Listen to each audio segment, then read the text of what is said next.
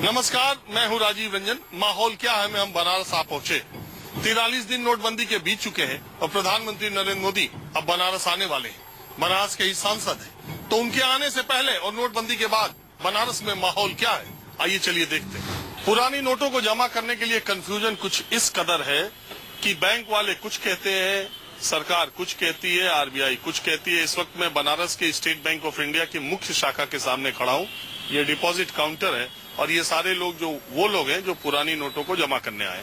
अब आप खुद ही देखिए कि किसके साथ क्या हो रहा है। वित्त मंत्री ने कहा कि आप एक बार में कितना भी पैसा जमा कीजिए, बैंक आपसे कुछ नहीं पूछेगा। पुराने नोट 5,000 रुपए आप एक दिन में जमा अगर कर देते हैं तो दोबारा जमा नहीं कर पाएंगे। 5,000 से कम जमा करते हैं तो आपसे कोई सवाल नहीं पूछा जाएगा। यहाँ पर जो लोग हैं वो हर तरह के हैं। आप मुझे बताइए, आप कितना जमा करने आए? नया हम तो 2,500 रुपए जमा। इधर है। अरे भाई हम 2,500 जमा करने आए। 2,500 साहब का जमा करने आए। 2,500 जमा हुआ? अभी नहीं है, वो मांग रहे हैं पिन कार्ड। नहीं है, वो मांग रहे हैं पिन कार्ड, मांग रहे हैं, परेशान कर रहे हैं जो ना हो। 2,500 के लिए पैन कार्ड? हाँ, 2,500 का पिन कार्ड मांग रहे हैं। तो आप गए बैंक में बात किए? हाँ, बैंक में बात गए तो ये फार्म भरवाए हैं, जो भरे हैं। कौन सा फार्म दिखाइए? अब ये देखिए 2,500 रुपए जमा करने के लिए आए हैं। इनसे भी ये डिक्लेरेशन फॉर्म जमा कराया जा रहा है। इसमें पूछा जा रहा है कि आप किस वजह से पैसा ये 2,500 नहीं जमा कर पाए। तो 5,000 की बात यही खत्म होती है। इसमें कोई ऐसा है जिसने बैंक में जाके परमिशन ली हो और 5,000 से ज्यादा जमा करना हो? आप हैं जी? आपको दे दिया? हाँ, परमिशन दिया है। पैन कार्ड की फोटो कॉपी भी बोलने मस्ट है। हाँ।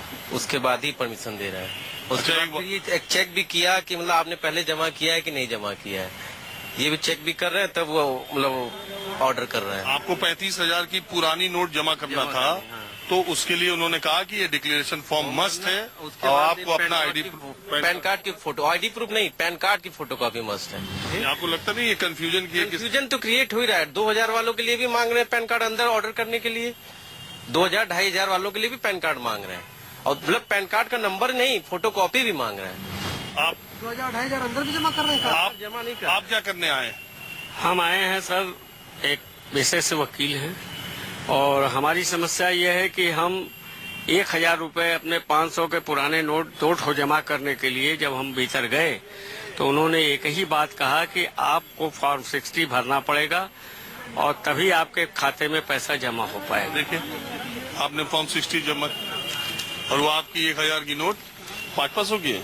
500 की 2 नोट। देखिए, अब ये वकील साहब हैं, इनको फॉर्म 60, 61 ये होता है कि अगर आप पैन कार्ड नहीं है आपके पास तो आपको एक डिक्लेरेशन देना पड़ता है फॉर्म 60, 61 से। जबकि हमारा अकाउंट है, यही है? हाँ जी हाँ, ये है मेरे हाथ में, अकाउंट में जमा करना पैसा। इनको अपने अकाउंट में जमा करना है, 1,000 रुपए जमा करना है। 500 की 2 नोट है। इनको भी फॉर्म 60 बैंक कह रहा है कि आपको देना पड़ेगा 1,000 जमा करने के लिए। मैं कह रहा हूँ, सुनिए, पहले वो छोड़िए, वो बात मत बोलिए, टीवी पे वो नहीं दिखाया जा सकता। हाँ ठीक है। मैं जो आपसे पूछ रहा हूँ सवाल कि ये जो नोटबंदी का 500,000 बंद किया, उसको लेकर के आपकी राय, आप मोदी के बनारस के हैं, इसलिए मैं आपसे यही बात तो मैं कह रहा हूँ कि अच्छा और बुरा दोनों होता है, और अच्छा बुरा दोनों की शरीर के अंदर आवश्यकता होती है। बुरी भी चीजों की आवश्यकता होती है, अच्छी चीजों पर, लेकिन जो चीज बुरी है उसमें से और बुरा तो नहीं हो सकता है, और हो सकता है लेकिन अच्छा तो नहीं होने की संभावना।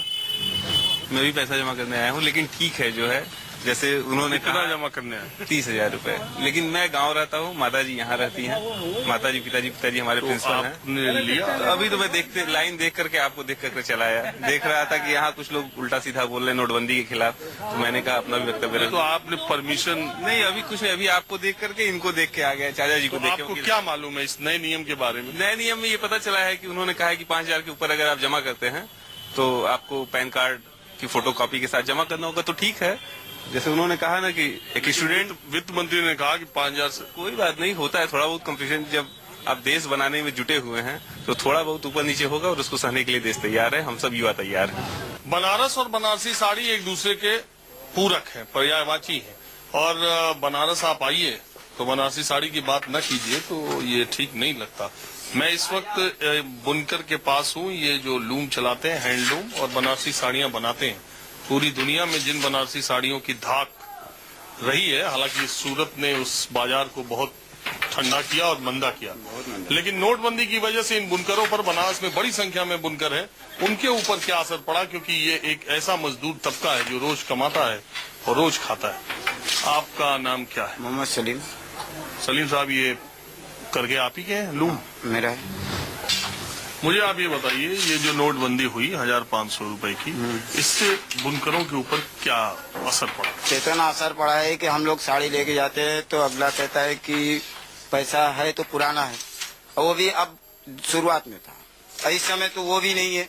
कह रहे हैं कि आपका पैसा 2-4-8 दिन के बाद देना है तो काम कीजिए, और नहीं है तो भाई काम बंद कर दीजिए। भाई हमारा माल भी बहुत सारा हो चुका है, अब डिजाइन बदल रहे हैं, या किसी तरह से कारण 8 दिन निकल जाएगा, तो 8 दिन की कोई हम लोग के उसका बनवाई या कुछ तरीके से कोई पैसा नहीं मिलता है। अब मैं बनारस के बुनकरों के इलाके में हूँ। बुनकर काफी बड़ी मात्रा में बनारस में रहते हैं। बनारसी साड़ियों को बनाने का काम बुनकरों का है। तो नोटबंदी के बाद बुनकरों को क्या परेशानी है, इसके लिए बुनकर लोग हमारे साथ हैं। कुछ आप पहले चचा बताइए, ये जो नोटबंदी हुई इसको लेकर के बुनकरों के ऊपर क्या फर्क पड़ा, आप लोगों पे क्या फर्क? जिसमें बुनकरों को बहुत, ये समझ लीजिए कि ये तबाही के कारगर पर चले गए। इनको ताना बाना नहीं मिल रहा है, पैसा नहीं मिल रहा है। पैसा जो मिलता है, अगर मिला तो 2000 रुपये, तो कहीं उसको सब्जी और आटा दाल चावल लेने के लिए पैसा उनके पास नहीं कि वो उसको सामान दे सके। इसका प्रॉब्लम ये है। और इतनी खस्ता हाल होगी बुनकरों की कि पूछे कि ये एकदम भीख मांगने के कगार पर आ गए हैं। इनकी हालत बहुत खस्ता इस समय है, और कब सुधरेगी अभी कोई कह नहीं सकते हम। बनारस से मोदी जी सांसद हैं, प्रधानमंत्री हैं, वो कहते हैं कि जो फैसला हुआ है ये गरीबों को बाद में फायदा पहुंचाएगा। तो आपको उनकी इस बात पर कितना यकीन? तो सब खड़े खड़े एकदम झूठ बोल रहे हैं। ये जितनी बातें सब बोल रहे हैं सब एकदम झूठ बोल रहे। गरीब एकदम भिखमंगे के कगार पर है, खाने का पैसा नहीं है। हम कहाँ से कारोबार करें? हम तो भूखे मर रहे हैं। 2 दिन से मेरे यहाँ खाना ही नहीं पक्का हुआ है। पान खाने का सवेरे से सोच रहे थे, 3 पान खाने का मुझे किसी ने दोस्त ने खिला दिया तो हमने खा लिया। हम क्या करें? हम लोग सब भूखे मर रहे हैं।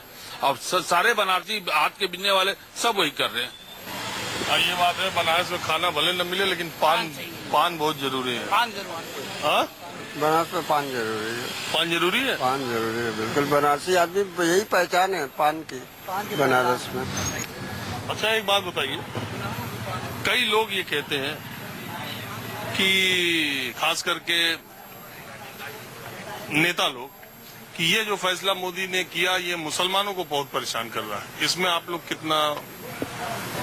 100% सही। ये तो 100% सही है। बरसात तो पूरा बनारस समझे कि यही बनारसी साड़ी से पूरा यहाँ कारोबार है, चाहे पावरलूम हो, चाहे हैंडलूम हो, चाहे कोई भी, सब इसी से पर निर्भर है। ये इसके लिए समझिए कि ये स्थिति इतनी खराब हो गई है कि बता नहीं सकते हम। ये फैसला जो लिया है, अगर ये फैसला सही लिया, लेकिन इसको नोट अगर दे देते तो ये आज ये हालत न होती। टीवी में बोला जाता है कि 24,000 रुपया सेविंग अकाउंट से आप निकाल सकते हो, करंट अकाउंट से 50,000 रुपया आप निकाल सकते हो। वहाँ जाओ तो 2,000-4,000 की बात होती है। कैसे पीएम का क्या वैल्यू है हमारे देश में? पीएम के बाद की कोई वैल्यू नहीं है। पीएम के बाद का जब वैल्यू नहीं तो हिंदुस्तान में किसके बाद का वैल्यू हो, ये बताया जाए हमको। हम जाते हैं, लाइन लगते हैं, हमको 4 बजता है तो कहा जाता पैसा खलास हो गया। 2,000 रुपया किसी को 2 दिन बाद मिला, किसी को 1 दिन बाद मिला, किसी को 3 दिन बाद मिला। क्या वैल्यू है? हिंदुस्तान में कानून व्यवस्था नाम की क्या चीज है? हम इतना ही कहना चाहते हैं। तो ये फैसला ठीक है मोदी जी का? ये फैसला ठीक है। सारी जनता काम बंद करके घूम रही है सड़कों पर, ये फैसला सही है। रोजी से आदमी लाचार हो गया, ये फैसला सही है मोदी जी का?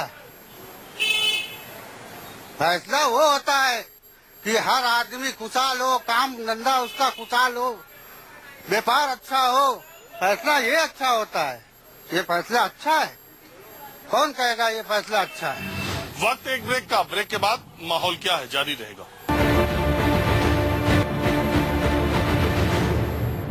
इस वक्त मैं प्रधानमंत्री नरेंद्र मोदी के संसदीय कार्यालय पर हूं। यहाँ पर कुछ महिलाएं हैं जो आंगनबाड़ी की हैं। इनकी अपनी एक डिमांड है।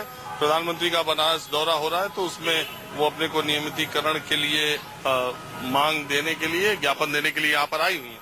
लेकिन सवाल ये है कि मैं माहौल देख रहा हूँ नोटबंदी को लेकर के क्या है। तो ये महिलाएं अलग अलग इलाकों से आई हैं, इनसे जानने की कोशिश करते हैं। आप ये बताइए कि नोटबंदी के बारे में, प्रधानमंत्री के इस फैसले के बारे में आप क्या सोचती हैं एक महिला के तौर पर?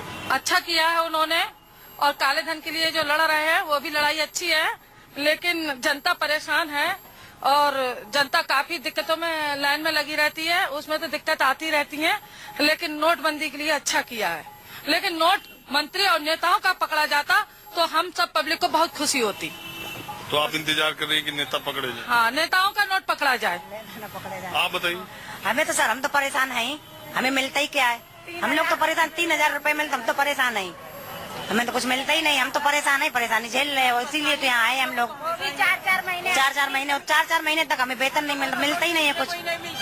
तो नोटबंदी से हमें कोई मतलब ही नहीं है। क्या कह रहे हैं? हम लोगों को तो नोट देखने को इतना मिलता ही नहीं है कि हम लोग बैंक में रखे या हमारा धन निकले, तो हम लोगों को तो परेशानी हमेशा ही झेलनी पड़ रही है। 3,000-3,200 रुपए में क्या होता है? काला धन तो निकलना चाहिए भाई, जो पूंजीपति हैं, जो हमारे नेता लोग हैं, उनका काला धन निकलना चाहिए। ऐसा है कि वो भी 3,000 जो है कि हम लोगों को 3-3, 4-4 महीने हो जाते हैं मिलने में। हाँ ठीक है, ये बताइए वो भी नहीं मिल पाता है। आप ये 500, 1000 के नोट बदलने में जो नया नियम आया है, या इसको बदलने में आप कभी परेशानी, आपको लाइन में लगना? हाँ, लाइन में तो लगना ही पड़ा, क्योंकि ऐसा कोई व्यक्ति नहीं था जिसको लाइन में नहीं लगना पड़े, चाहे उसके पास 1 नोट हो या 2 नोट हो, चाहे 10 लाख हो, चाहे 20 लाख। लाइन में तो हम लोगों को लगना ही पड़ा। पर ये है कि जो हम लोगों के पास 3,000 रुपए महीने का आता है, वो भी 4-4 महीने तक नहीं आ रहा है। इस समय हम लोग 4 महीने से मानदेय से बाधित हैं, वो नहीं मिल रहा है। और नोटबंदी का तो असर नहीं हो गया उस पर? आप पता नहीं, ये तो सरकार जाने की क्या हो गया, क्योंकि छोटी रकम है वो नहीं मिल पा रहा है, तो और बड़ी बातें क्या करें। और सब बड़े बड़े लोग इतने रुपए जो है कि लेकर दबा कर रखे हुए हैं, और गरीब जो है कि इसमें पिस रहे हैं। प्रधानमंत्री नरेंद्र मोदी के बनारस आने से पहले माहौल क्या है, हमें कहीं और चलते। अब चलते चलते संगीत और साहित्य के शहर बनारस का ये माहौल देखते हैं।